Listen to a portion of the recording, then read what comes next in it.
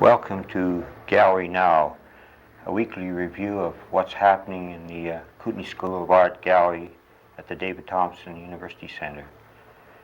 And what's happening this week is a room full of paintings by an associate of mine, artist and instructor Jed Irwin, who represents the University of Victoria on this campus. Jed's work spans a period of the last 5 years, and I thought we'd find a little bit about where Jed is coming from in this review. Jed, this first one that we have in our review, I wonder if this might start us in finding where you're coming from. Well, I guess it's as good a place to start as any, Ernie. It's fairly typical of a whole series of things that I did in 1978-79 when I was living in Vancouver. And they're watercolor and Chinese inks. There are a few drawings in here which are just using the Chinese ink, but after I did a bunch of black and whites, I started combining the watercolor with the ink.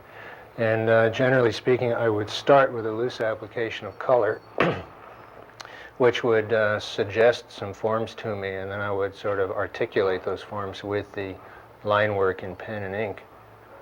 And I don't know if that's coming across on the screen, but the line work is blurred so that it's a particular softness that's reminiscent of some etched lines, which I quite enjoy producing that. And these very, very small involved organic forms all piled up in moving masses are typical of what I had been doing at that time. The etching process you refer to, it adds a very draftsman-like or drawing quality to your painting. And I notice a lot of your works in this show begin as drawings. Do you work between the two, or does one happen first? Oh, I see what you mean. Generally speaking, I try really not to differentiate between painting and drawing. I think the two of them are segregated far too much in most people's minds. And sometimes I use lines, sometimes I use wash, sometimes I use blocks of color. But I'm really happiest when it's all working together. And I guess I do prefer painting that has a strong linear component to it. About your idea process, I wonder if we could share a little of that. I noticed the title, Reciprocity. Does that relate directly to the concept or idea you began with? Well, in most cases, I think the titles can be pretty arbitrary or sometimes downright irrelevant or misleading. Titles are fun.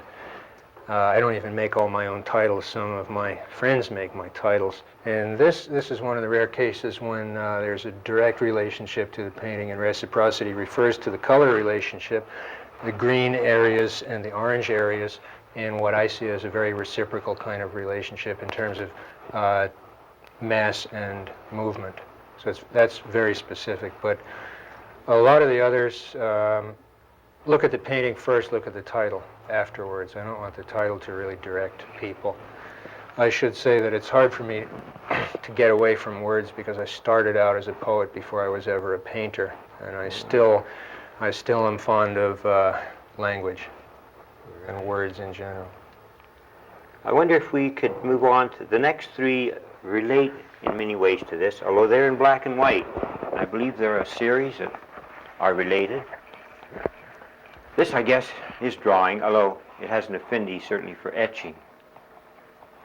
Well, I consider these straight drawings, and they're part of a large series that started in 1977 when I was living in the northern part of Vancouver Island in the Comox Valley, and carried on through my early stay in Vancouver until they were sort of replaced by the color work. I made many of these and had a fairly large exhibition that consisted almost entirely of these drawings, open space in Victoria. And I still do some occasionally. There's one around the corner in the other section of the gallery that's from last fall, I believe. So I haven't abandoned them. There's I get a nice feeling of being very involved in the process of doing these things. And many of them don't work. There are lots that are failures. It's possible to go through 3/4 of a drawing like this and then get a big ink blot in the middle, and you've had it. That's the way it goes. So I make ink blots. I am a careful worker, but nevertheless sometimes I blot, and that's the end of that. So what you're seeing is a few of the survivors of that process. I think in one of your statements you mentioned about sharing what's happening inside your skull, and these seem to be a very inner kind of person. I wonder what effect the environment, any environment at the time, has on your work. I tried to explain this to my students yesterday without sounding too metaphysical about it. They asked me basically what's the source of my imagery, which is what you're asking. And I basically answered that everything is a potential source of imagery. And every time I make a painting, it's an attempt to make a new distillation or a new essential statement of sort of the sum total of everything, so that everywhere I've been, everybody I've known, every book I've read or piece of music I've heard or painting I've looked at, I believe has influenced me and has become part. I am the sum total of my experience, and my paintings are part of me, so they are a little part of the sum of all my experience. And I would hesitate, I would absolutely prefer not to say that this happened to me because I was riding on a subway in London or something like that. I mean, the viewer is perfectly welcome to come up and look at these things and free associate and say, okay, this drawing looks like how it was when I was riding the Underground in London. But I think that stops the process there. It stops dead the process of really relating to the painting in a one-to-one manner, which is what I hope people are going to do. And what I hope the paintings are going to do for people is open the door to their own book of dreams, so to speak, because I'm making images that are suggestive and partly recognizable, but I hope that nobody is going to be able to pin them down with any precision and definitely say, yes, it is that. It is what it appears to you to be at the time, and then it changes. I hope that these things are always in flux and always changing. In the one right behind you, Jed, the one in color, I think it takes us from what we just looked at into the realm of color. And it seems to me that one might not be able to recognize totally those kinds of things, but you're sure you've seen that shape before. There's a certain realism there, an unreal realism if you want. Would you class yourself as a surrealist? Generally speaking, the surrealists all are dealing with fairly conventional spatial arrangements, basically traditional landscape painters is what most of them were. That's what Dali was, and that's what Tanguy was, and they just based their surrealism on juxtaposition of fragmentary images that were identifiable, and you could say this is a clock and it is melting. You can't do that with this. So if I was going to accept the label of surrealist, I would have to stick a prefix in front of it, maybe, and say an abstract surrealist, if there is such a thing. I have enjoyed the surrealists. I've studied their work. One of them, Max Ernst, is still one of my favorite painters. But I guess there are other painters that I prefer, painters who are more concerned with formal qualities, because even though I'm an image maker and trying to provoke dreams and visions in the viewer, I'm still really concerned with the formal elements in the painting, with how shapes, colors, lines, and spaces interact. And I think that's at the basis of all painting, whether it's straight representational painting, surrealistic painting, or completely abstract painting. All the common denominators remain the same. Yeah, certainly this one displays a strong knowledge of color and the use of color. What about the images themselves? You speak of them coming out of your mind. Do you ever find yourself developing these from actual images in front of you? Realistic, if you want, images? Or is this totally out of your subconscious? I never draw from observation. I never sit down and draw that bench or that bunch of flowers. But I look at those things. And I think in looking at them, I absorb them, and they become incorporated into what you might call a personal repertoire of form. Then I use those things as the painting dictates. And the only law that I stick with, the only law that I bow to is Kandinsky's law of internal necessity, which is what you become aware of when you relate closely to the painting that you're doing. Let the painting communicate its needs to you. The painting tells you what to do, then you somehow open up your bag of experiences, your repertoire of forms, and you apply what you hope is going to be the appropriate thing to meet the needs of the painting. In the next one, black and white, we begin to see something a little different. Yes, some very different things appear to be happening here. Jed, is this a different time span? Well, this is about 2 years later than the ones we've just been looking at, Ernie. This reads 1980, spring of 1980, Vancouver, after I had come back from a year of travel in Europe. It was one of the things I did that spring, just before coming to Nelson, really. Yeah, we're getting a little closer to our own time, to today. In here I noticed these new kinds of shapes. Geometric forms are introduced that I didn't see happening in the others. How can you respond to that? Are they just a subconscious thing, or? Oh, I think it's probably just, in some cases, it's just a reaction against what I had been doing. You do something for long enough and you tend to feel like doing its opposite in a way, but within the geometric forms I still have a lot of those very organic animal or insect or machine type of things going on. So it's an attempt at a synthesis, I suppose. When did you start to paint or draw? What time do you remember when you really got into the act of this was where you were going? Oh, it's not too hard to remember because I was a late starter. I was 19 years old. I had already dropped out of university, where I had been a writing student and a hopeful poet. I came out of a literary background. My parents were both writers. House was full of books, and there were no music on the no music in the house, no books, no pictures on the walls. So it was something of an act of rebellion for me to become a visual artist rather than following the natural path into literature. And I did this turnaround when I was fully 19 and went back to school. First School of Visual Arts in New York, then down to do a BFA at Tyler Art School in Philadelphia. And then I moved to the West Coast, first University of Oregon and later Mills College in California. Painting all the time. Right. It almost makes me want to put your words into what I'm seeing. I see this almost as a memorial to the printed page, these geometric shapes, reflecting something you're trying to get rid of. Okay, throw my poetry out the window, something like that. This is wash and ink? Yeah, it's all the same Chinese ink, which I prefer to the India ink because I find it softer and smoother.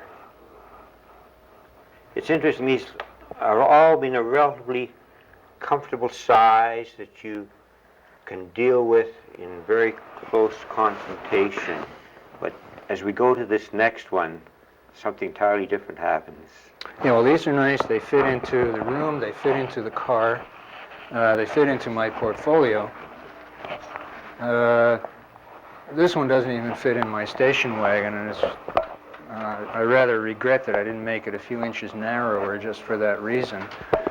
I painted small for most of my career because I tended to move around a lot and I didn't want to get bogged down with vast quantities of work. If you paint productively over the years, you accumulate a lot of work and you cannot let it all go. You must truck it around with you. However, something about being here in Nelson. When I came here this fall, a brand new environment, a place I'd never lived, teaching situation of a kind I hadn't encountered before. There was something indefinable. I can't really put my finger on it, but it made me feel like painting larger and more expansively, and this is one of the results. There are only 2 pieces in this show out of 35 that have been done in Nelson, and this is one of them. The other is almost as large. There's a lot of black, but I don't find them depressing paintings at all. I don't think of them as depressing paintings. I really enjoy the richness of the black.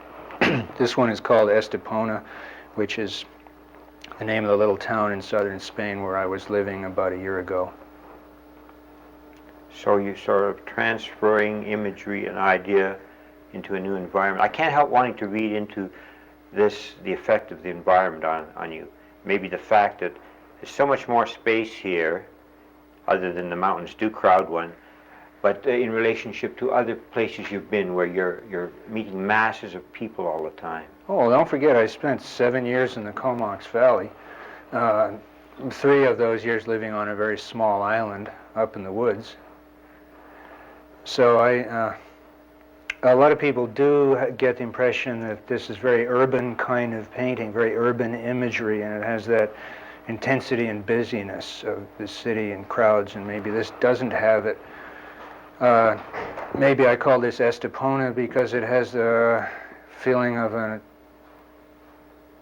different kind of culture, which is maybe a more open culture in some ways, the European as opposed to the North American.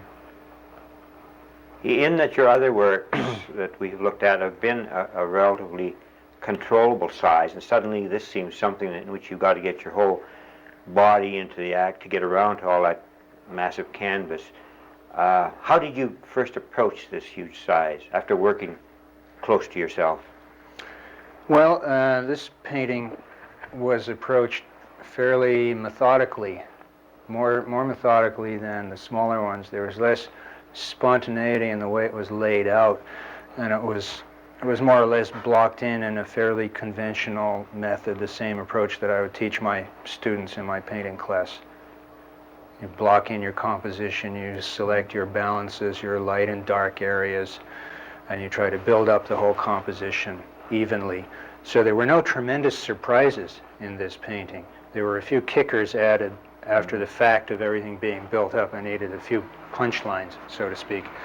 But basically it went according to plan, according to schedule, as opposed to some of these others in which chance plays a much larger role and can really change the whole character of the final product. So I had to get a handle on this one. I had to sort of retreat a bit because of the new scale. I had to sort of back off and take a much more methodical approach to it. And maybe it shows in the painting, I don't know. What about pre-planning your ideas or thoughts?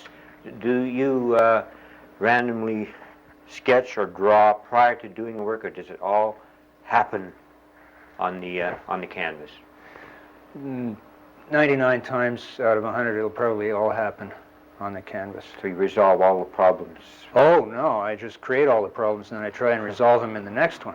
Right. It's there's a continuity. It's funny to look at or try to analyze one piece because I always sort of think of it in the context of that body of work or that time when I was working, that series. A problem can be, can come up in one painting, be resolved in the next one. And along with the resolution, a new problem will come up that I'll have to deal with, and that's the incentive to keep on going. If I felt these were great paintings, I'd just walk away. Would you see the majority of your problems dealing with the imagery itself, or the color? Is color just seem to come natural with the imagery, or no? Is this a fight? I think color for me is a fight all the way, and I don't consider myself a natural colorist. I consider myself much more of a natural draftsman or calligrapher. I guess I'm most comfortable when I'm painting in black and white. Some people enjoy the color of my paintings. to me, that's always a really good compliment. I really appreciate that because I don't feel it comes easily. So if I have achieved that, it's through a lot of struggle. Nobody ever said painting was easy. No. In that, a lot of the things that we've looked at are really quite precise and quite technically thought out. There's some things happen here that seem to share a little something else about you that maybe are more spontaneous, maybe they involve things that don't look like they were long thought out things, but they're kind of bursts of thought or energy. What about that? How did you feel about that happening? Okay, it's a different medium for starters. It's acrylic instead of ink and watercolor. And acrylic has body to it. It really has a three-dimensional substance that you can push around. You can push your paint around. You can get involved with a knife or a big brush or rag or something like that. You can get physically involved, and that can be very exciting. Also, it's a very quick drying paint, so that you must act rapidly. That's quite important. It's not like oil where you can sit back and have a cup of coffee and then get up and change the form or the color, because by the time your coffee's finished with acrylic, the paint is dry and you have to paint over it. It's very different. So I think there's a sense of urgency that comes out because of the scale, trying to cover the large canvas, because of the quick dryingness, and because of the fact that it has body and one can apply it in some places with a certain degree of impasto. You have given respect to other artists in the past. I'm thinking in terms of Ashok Gorky. I wonder, what do you feel he might have contributed? Because this seems to be a lot of Jed Irwin here. What did he contribute to your advancement? Well, I think he showed me that it's possible to make abstract paintings that have a very high content of sort of surreal or borderline imagery that is very organic and yet is not definitely recognizable. At the same time, his paintings were, I love his color. He's a very strong colorist. You're mentioning some of the qualities of Gorky. I recall reading Greenberg crediting him with being the last of the great surrealists and mentioning that he was self-taught, developing through his confrontation with other artists. Mm-hmm. How do you, let's look at your background, your education. My confrontation yeah, with where was other your artists? confrontation? Well, some of the greatest confrontations took place in art school and with other students. Looking back on my art education, I think I got more out of encounters with my fellow students than with my instructors. One of my more intelligent instructors made the statement that the function of the teacher is to render himself obsolete. Most of them seem to do that quite naturally. Some of the more active students, in fact, decided on their own that the teachers were obsolete, and we set up our own little seminar independently, no credit. We met at one another's houses and studios and critiqued each other's work because we weren't getting enough out of, or we thought we weren't getting enough out of the instructors. I got more from that kind of encounter and from actually collaborating with fellow students in their studios than I did from my instructors. But I think, aside from the formal education, the greatest influence has been the whole stream of art history that I've been exposed to, especially during the time that I was living in the eastern U.S. When I first began painting in New York at the end of the 50s, the heyday of New York school, Gorky was deceased, but he was very much alive and his presence was really felt. And of course, de Kooning and Guston and many other painters were still doing it and functioning, and you could feel that kind of energy. In fact, some of my friends had parents who were among those notable artists of the time. So I was very heavily influenced by the New York school. Then I went to the West Coast and was exposed to what was happening out there in California, and finally to the Northwest. And the Northwest had a very special impact on me. I'm talking about the Oriental influence that we find perhaps more in Washington State than up here in BC, specifically in the presence of Mark Tobey, who became a major influence on me. My earlier influences were Europeans. They were people like Kandinsky and Klee, Feininger, and the German Expressionists. When I got to the Northwest Coast, I found in some sense that I was home, that what people like Tobey and Morris Graves, and later when I discovered the work of Jack Wise, I added him to my list. These people really did something that resonated very deeply inside of me and made me feel that if I could relate to those elements in my work as well as the European and strictly American influences, that I would have a composite that would be closer to a universal form of expression. So what I've tried to do is incorporate all those elements, synthesize them, if you like. And I feel very much a part of a tradition of abstract painting that goes back to just after the turn of the century, a good solid 70 years now. I also feel that I have my own way of doing things, my own repertoire of forms and kinds of expressions and images that I make. And even though I acknowledge indebtedness to many masters, I don't really feel that these are derivative works. No, that supports, I think, a thought that many teachers, certainly artists, have, that one can learn more from art history rather than from specific disciplines of art. It tends to be a self-taught, a thing that one searches out themselves for the kinds of things they want to learn and find out. How about this piece here? This, again, reflects some of these things you've been saying, and I think this is a little back a couple of years from the previous. Yeah, this dates from 1978. It's another acrylic painting, painted quite thinly, and started as a stain painting on an unprimed surface, so the color was soaking in, blotting all over, and then I proceeded to tighten it up and sort of orchestrate it. It started, you can still see the remains of a pretty regular series of perpendicular vertical forms running across the painting.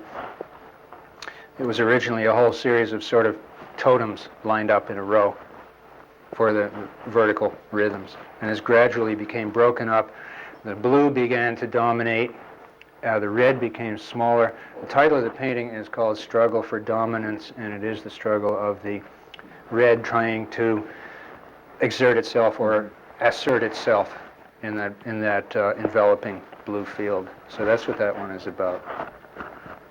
Some of the images here approach reality, I think, a little more than the first ones we looked at. Or maybe I'm only reading it, but I can almost see people or parts of people. Is this purposeful, or? That's okay with me, but I bet you can't tell me what they're doing, can you? I can't Or be maybe sure. you don't want to tell me what they're doing. No, I might be reading into my own mind. Well, yours, but that's exactly what I Right. hope that people would be doing. People tend to see people more than anything else when they Right. look at this kind of stuff. That's a curious psychological mechanism, that we are anthropomorphically motivated. We're looking for ourselves all the time in all kinds of images. Many's the time when I'm painting something that to me might be derived from an insect or a machine. Somebody else will come and look and say that's a person, because they think about people all the time. I don't think about people. I mean, I have studied anatomy, I have done life drawing, I have taught life drawing, I have copied Rembrandt paintings in the museum, but I'm not thinking about any of that stuff when I'm making these paintings. That's just part of the continuity of my total experience. And I may be much more thinking about bugs or interstellar travel or time, matter, entropy, any of these other possible concerns that people have. And if it looks like Yeah. people, I don't really mind. That's the So way it is. it's not too unrelated to a Rorschach test, where we see what we want to see, and reflects our thinking and. Except I don't really want to pass judgment on you. You can think what you What I can think want. what you think, and I'm not going to certify you for it. Right.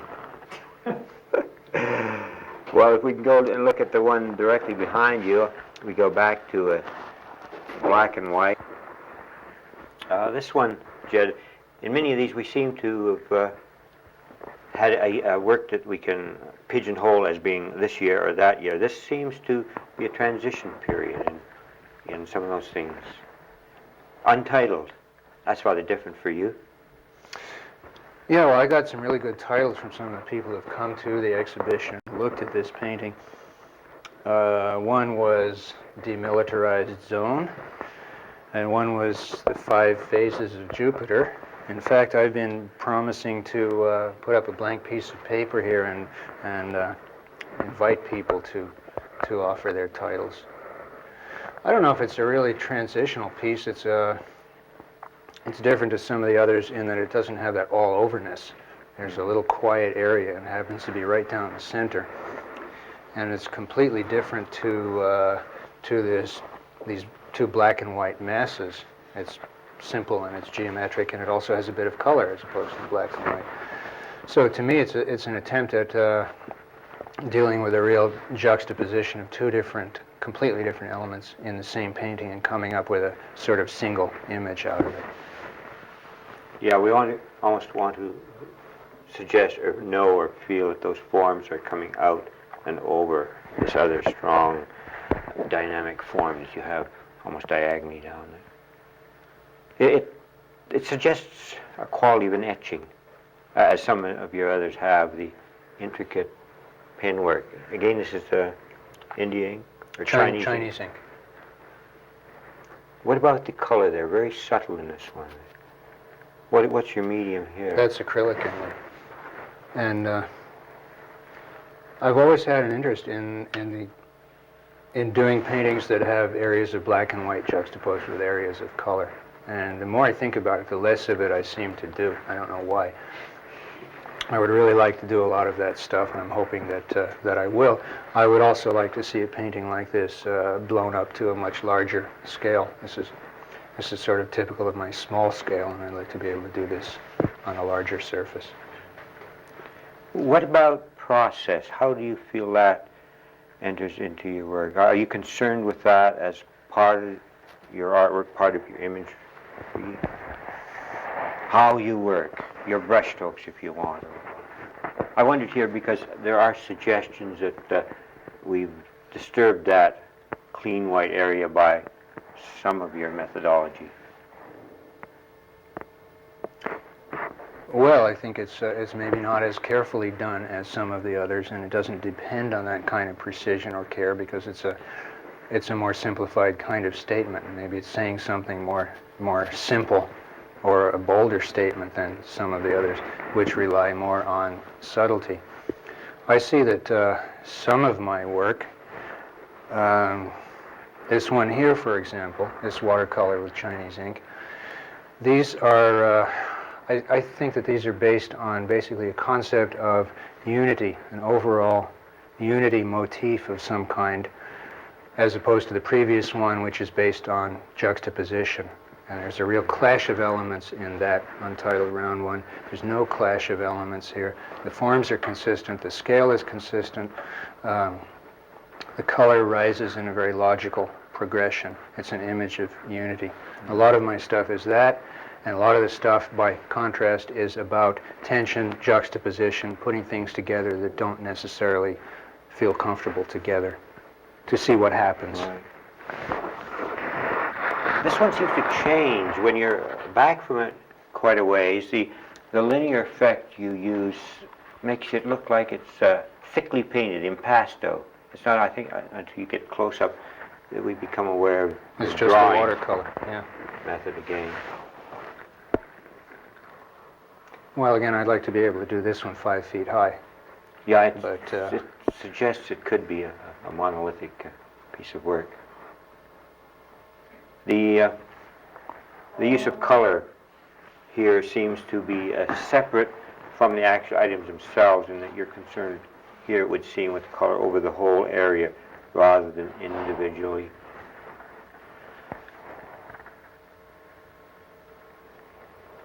Well, I like this. I like this scale in one way. It's a sort of human household scale, and if you live in a small room, you can still sit there and look at the painting.